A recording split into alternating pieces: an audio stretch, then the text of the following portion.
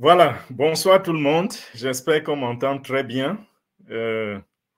Comme l'a annoncé le leader tout à l'heure, je suis en déplacement et je vais juste prendre le temps que ça va prendre pour faire les mises à jour et je serai obligé de repartir. Je voudrais en même temps, hier j'ai promis à certains leaders que Papa Africa allait être avec nous. Malheureusement, il ne sera pas là, pas parce que je n'ai pas pu le convaincre, mais parce qu'il ne va pas bien. Sa santé est un peu chancelante et il était même aux urgences où il a passé près de 24 heures. Donc, c'est pour demander que vous priez pour lui, pour ceux qui vont s'agenouiller devant le Seigneur, devant notre Créateur. Mettez-le dans vos prières. Ce n'est pas alarmant, le plus difficile est passé et il pourra demain, il a dit qu'il va forcer pour faire On Passive Digest parce qu'il ne voudrait pas que, avec tout ce qui est en train de se passer, qu'on soit encore en train d'annuler l'émission de On Passive Digest. Donc, demain, vous allez le voir sur le plateau, mais ne vous attendez pas à ce qu'il fournisse beaucoup d'efforts. Donc, il va dire l'essentiel demain et il va sûrement laisser d'autres leaders répondre à la plupart des questions. Les questions qu'il peut prendre, il pourra les prendre. Donc, voilà, notre PDG est monté au créneau au courant de la semaine. C'était à 360 mercredi. Et également, il a eu à faire son apparition, je crois, sur Minou, mais bon, les mises à jour, c'était beaucoup plus sur 360. Rappelez-vous que la semaine d'avant, il était là, il était concis et précis, il nous a fait savoir exactement ce qui se passait et ce que nous attendions dans les jours à venir. Il avait commencé, rappelez-vous, il avait commencé ce meeting-là d'il y a 2 semaines ou 1 semaine et demie, il avait dit on ne passive là pour rester. Et j'avais expliqué ici ce que ça veut dire dans le jargon américain, ce que ça veut dire quand une compagnie dit nous sommes là pour rester. Le PDG est revenu l'autre jour, il a dit qu'il veut faire une correction à cette déclaration. Il a dit nous ne sommes pas là seulement pour rester, nous sommes là pour écraser et nous sommes là pour battre tous les records. Et il a expliqué par la suite ce qu'il entend par nous sommes là pour écraser et battre tous les records. C'était une célébration qu'il a faite, je vais dire dans l'explication. Il a célébré quelque chose tout seul parce qu'il est obligé de garder l'information pour lui, mais il nous a quand même donné un peu les prémices de ce qu'il avait sur le cœur. Il a dit, la raison pour laquelle il dit cela, c'est parce que Michigan a fait un miracle pour On Passive, l'État du Michigan.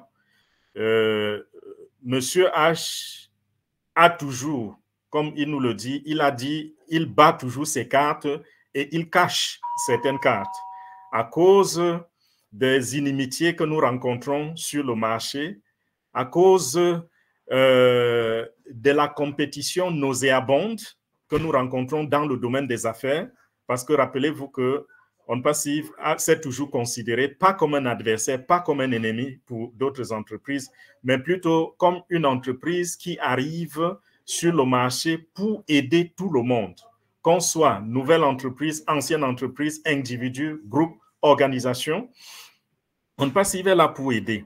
Malheureusement, les gens ne jouent pas le même jeu. C'est du sale, n'est-ce pas?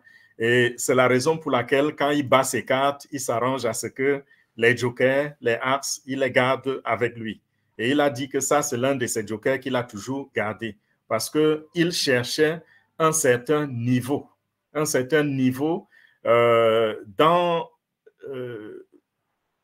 le recrutement, au milieu de ceux qui vont travailler pour On Passive. Nous avons des employés de très haute qualité. Nous avons des employés qui battent des records parce que nous avons parmi nous des gens qui ont de l'expérience dans les entreprises les plus distinguées sur le marché. On a des gens qui ont travaillé à Google, des gens qui ont travaillé à Facebook, on a des gens qui ont travaillé à Apple, tout ça. On a recruté des gens avec 10 ans, 15 ans, 20 ans d'expérience, des gens qui sont les pionniers même de l'intelligence artificielle, mais il a dit qu'il y a encore une autre crème de la crème qu'il recherchait et Michigan vient de lui donner cela. Il dit, je serai très content quand je vais vous balancer cette information, mais pour le moment, tout ce que je peux vous faire comprendre, c'est que nous avons une équipe de qualité. Et pour nous faire mieux comprendre cela, il a dit, prenez cet exemple. Lorsqu'il vous est arrivé peut-être en tant qu'étudiant ou élève, vous êtes devant vos devoirs, vous êtes en train de faire vos études, en train d'étudier, et puis vous vous rendez compte à un certain moment que vous avez comme un nuage sur le cerveau. Tout devient touffu, c'est incompréhensible, et vous avez besoin de prendre une petite récréation. Il a dit, allons un peu plus loin. Nous rencontrons parfois dans la vie des gens qui essayent de nous expliquer quelque chose. Quand ils nous expliquent la chose, le niveau est tellement élevé que parfois on a comme l'impression que nous sommes dans les nuages. On ne comprend pas où ils veulent en venir. On se demande s'ils sont même en train de parler l'anglais ou le français ou c'est autre chose. Il a dit, le niveau des personnes qu'il vient de prendre dans le Michigan, c'est ce genre de personnes, quand il se met à t'expliquer, tu as comme l'impression que tu es devant un extraterrestre. Extraterrestre, c'est moi qui utilise ce terme. Il ne l'a pas utilisé, mais c'est à peu près ça. Ça dit qu'il t'explique des choses, tu as comme l'impression que tu voyages dans un nuage, tu ne sais pas de quoi il parle, mais tu te rends compte que celui-là sait de quoi il parle. Voilà le genre de personnes que nous venons encore d'embrasser. Il a dit, vous serez tellement, tellement satisfait du travail qui va être fait dans le futur. Il a dit qu'il a attendu pendant très, très longtemps pour cette qualité d'employé et il dit merci à l'État du Michigan qui lui a fourni ce genre de personnes dans l'équipe de On Passive. Vous savez, je veux dire, le monde a des talents tellement cachés. C'est-à-dire des gens qui ne se montrent pas, qui ne s'expriment pas, qui ne se font pas voir et qui sont derrière de grandes choses. Vous allez voir au niveau peut-être de la présidence, c'est le chef de l'État qu'on regarde. On voit le président américain, par exemple. On dit, voilà un homme puissant. Le président russe, on dit, celui-là, c'est un homme tellement puissant. Il est ceci, il est cela. Mais très souvent, c'est des gens qui ont juste su prendre la bonne information, juger, faire un bon jugement et prendre la bonne décision. Mais en réalité, les idées ne sont pas initiées de Monsieur le Président. C'est souvent des idées qui viennent du staff. Et le meilleur président est celui qui s'entoure du meilleur staff. Ce que le président a à faire comme travail, c'est d'avoir une clarté d'esprit, avoir un bon jugement, savoir prendre ce qui est bien dans son staff, implémenter cela et devenir le président le plus intelligent, le plus sage. Voilà le qualificatif qu'on leur donne souvent. Il dit, c'est comme ça également dans l'entreprise. Dans l'entrepreneuriat, il faut avoir une équipe, il faut s'entourer des gens de ce niveau-là. OK, il a dit ceci passé, ceci dit. Parlons maintenant des fonds, les fonds qui sont en attente. Rappelez-vous qu'il y a également quelques jours, il nous avait dit que nous avions gagné le procès contre les processeurs qui avaient, n'est-ce pas, encaissé l'argent de On Passive et qui avaient joué le sale jeu. Nous avons gagné ce procès. L'ordre a été donné. Il y a eu plusieurs étapes à traverser. Il a parlé de près de 50 étapes. Et la semaine dernière, il nous a dit qu'on était passé de 50 à 0 et qu'à tout moment, l'entreprise pouvait recevoir des fonds. Maintenant, qu'est-ce que le PDG nous dit? Il dit que son équipe est tellement, comment je dis, son équipe fou, vraiment les fourmis dans le camp adverse. Donc, ils sont en train d'harceler ces gens et de leur dire « reversez-nous notre argent ». Et c'est la raison pour laquelle ils ont mis beaucoup de pression depuis que le transfert de ces fonds était annoncé. Donc, tout le temps, ils sont repartis vers cette entreprise pour leur demander c'est quand les fonds. Vous allez libérer les fonds quand? Et il dit que son staff le faisait même plusieurs fois par jour. C'était une pression insupportable, au point que ces gens leur ont fait comprendre que, hey, écoutez, c'était 2 semaines, 1 semaine est déjà passée, et maintenant, il nous reste encore quelques jours, et nous allons transférer les fonds. Et il a dit qu'au-dessus de cela, ce n'est pas sur un cliquement de bouton que l'argent va se retrouver dans notre compte. Les banques ont un temps de process. Donc, lorsque les fonds sont libérés, ça prend quelques jours. Et M. H. Moufare lui-même, il dit, il est fatigué de cette histoire et il voudrait tellement que ça se passe vite pour qu'il se libère de cela, qu'il paye les retraits en attente et qu'on passe à autre chose. Il dit lui-même, il est impatient déjà, il a tellement attendu, il a tellement travaillé par rapport à ceci. Et il voudrait que ça se passe le plus tôt possible. Qu'est-ce qu'il veut nous faire comprendre? Il veut une fois de plus nous faire comprendre que si nous sommes en attente, si nous avons cultivé la patience jusqu'ici, ce n'est pas de sa faute, lui, H. Moufare. Les fonds, c'est entre les mains de quelqu'un et ceux-là, je vous l'ai dit, sont en train de suivre le processus pour libérer. Et ça va passer par les obligations qu'impose la banque. Vous savez, les banques imposent cela pourquoi? Pour éviter des choses comme les blanchiments d'argent, pour éviter des choses comme les détournements d'argent. Parce que lorsque ces précautions ne sont pas mises en place, qu'est-ce qui se passe?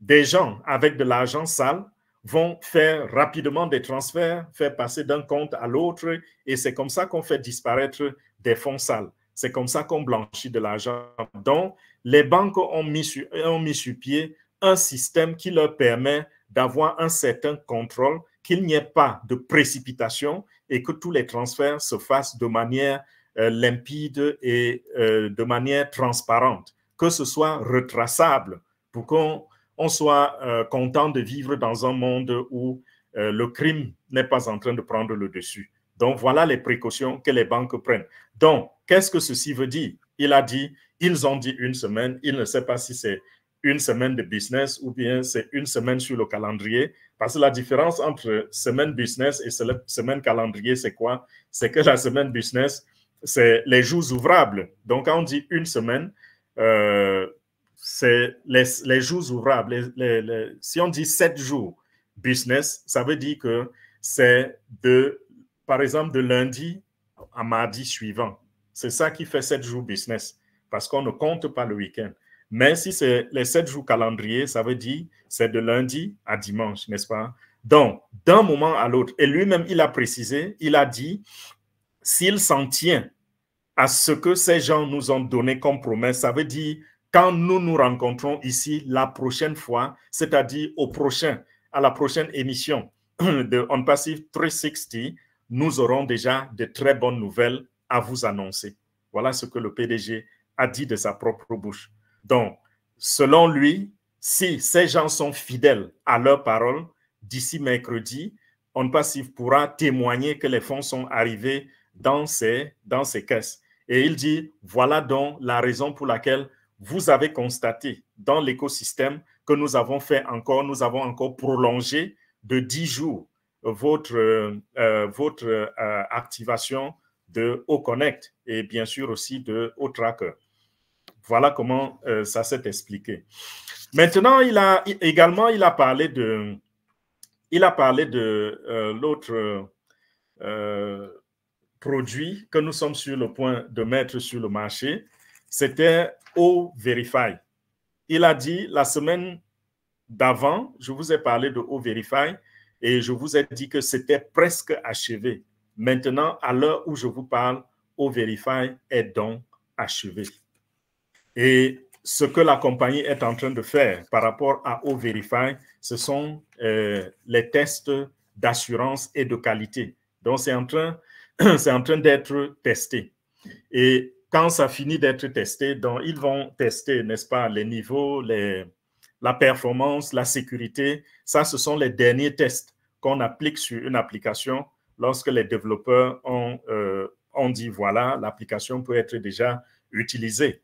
Donc, ça, c'est pour permettre à l'application de supporter le stress du trafic qui va s'abattre sur elle lorsque ce sera mis en public. Et il a dit, il a parlé également de la conception de O-Verify. Il a dit, lorsque nous entrions dans le business, nous n'avions pas prévu une application comme celle-là.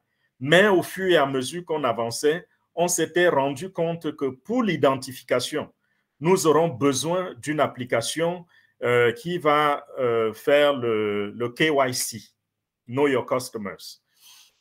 Et nous avons étudié le coût. On s'est rendu compte que ça allait coûter très, très cher à l'entreprise. Je vous prends un exemple.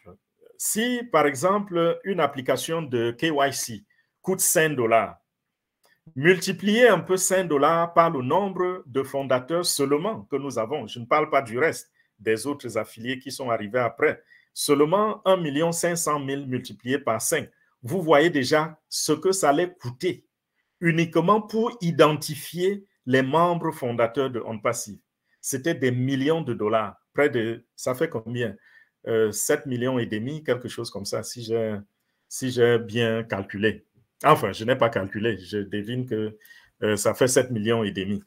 Donc, il faut juste pour identifier les membres fondateurs sortir 7 millions et demi de dollars. Ça fait combien en francs CFA? Ça fait près de 4 milliards, n'est-ce pas? 4 milliards de francs, juste pour nous identifier. Payer cela à une compagnie, une tierce compagnie, pour identifier les membres fondateurs. Et plus tard, puisque OnPassive est une entreprise qui n'accepte pas l'existence ou la création des faux profils. Donc, tous ceux qui vont utiliser les applications d'OnPassive, et nous savons que ça va s'élever à un moment à des milliards d'utilisateurs. Nous aurons des milliards d'utilisateurs parce que nous avons un écosystème complet. Et nous comprenons par cela également, vu la qualité de nos produits, que OnPassive est indispensable pour les internautes. C'est la raison pour laquelle je dis nous aurons des milliards d'utilisateurs. Imaginez que pour ces milliards d'utilisateurs-là, on ait besoin de faire recours à une autre entreprise qui va nous faire payer $5 par personne. Minimisons même, parce que $5, c'est la moyenne. Même si nous rabaissons à $3, ça fait multiplier 1 milliard d'utilisateurs par $3. Ça fait 3 milliards de dollars, qui fait dans les 1800 milliards de francs CFA. Vous voyez un peu quel est le coût de cela. Ils ont dit, puisque nous avons les ressources humaines, techniques, tout ce que ça prend pour créer une application, pourquoi ne pas créer notre application et l'utiliser dans la maison? Voilà comment l'idée de O-Verify était venue. Ils se sont dit, juste en demandant à nos ingénieurs de développer notre application, nous allons pouvoir épargner des milliards de dollars dans le temps. Et alors, donc, il a mis les ingénieurs au travail et ces ingénieurs ont fait un travail ingénieux. Ils ont sorti un O-Verify alimenté par l'intelligence artificielle qui, selon le PDG, est le meilleur sur le marché, sera le meilleur sur le marché. Parce qu'il compare à ce qui est déjà là, il trouve que nous allons facilement convaincre la clientèle parce que c'est à 100% alimenté par l'intelligence artificielle et c'est efficace. Et rappelez-vous, je me suis déjà penché là-dessus. Je vous avais dit comment des modèles et des maquettes avaient été pris dans chaque pays. Donc, OnPassive est allé pays par pays pour prendre les modèles d'identité qui existent dans chaque pays.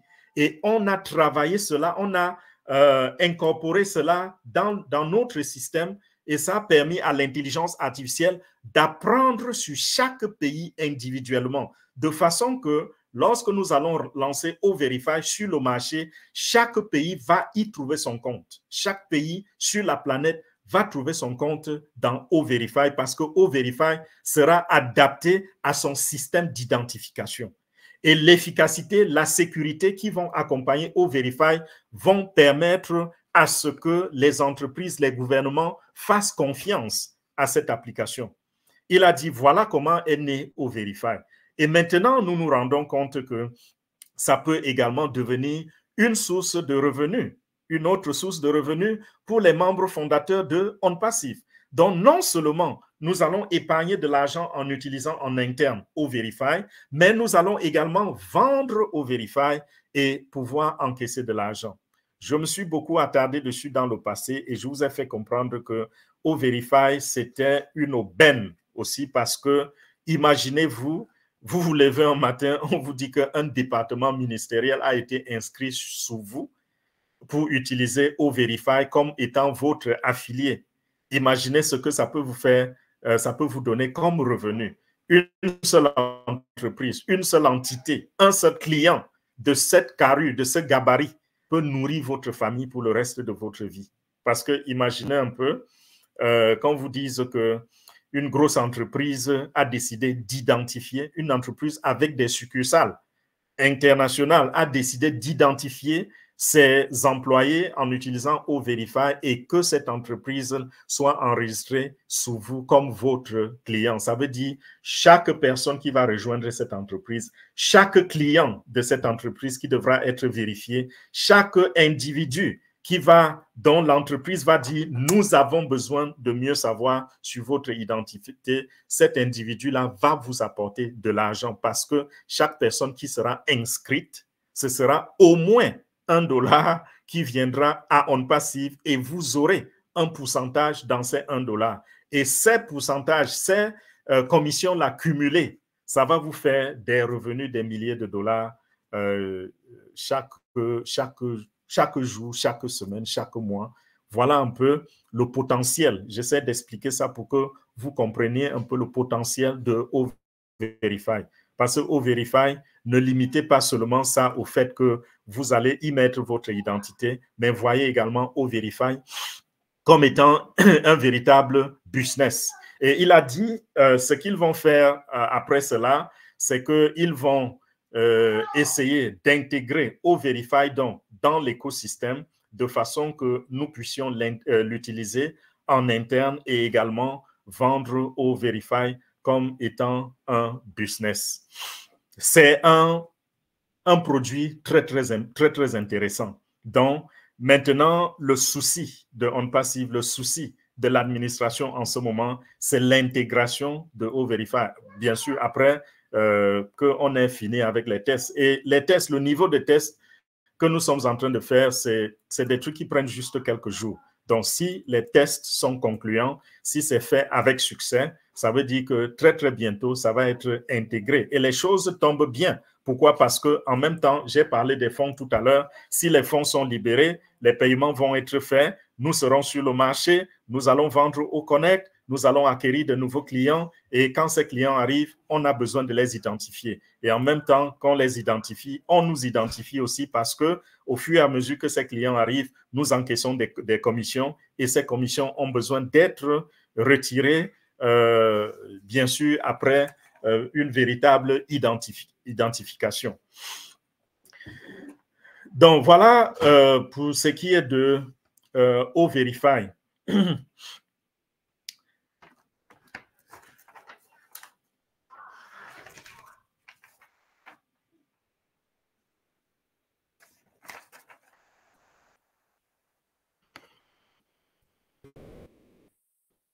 OK, il est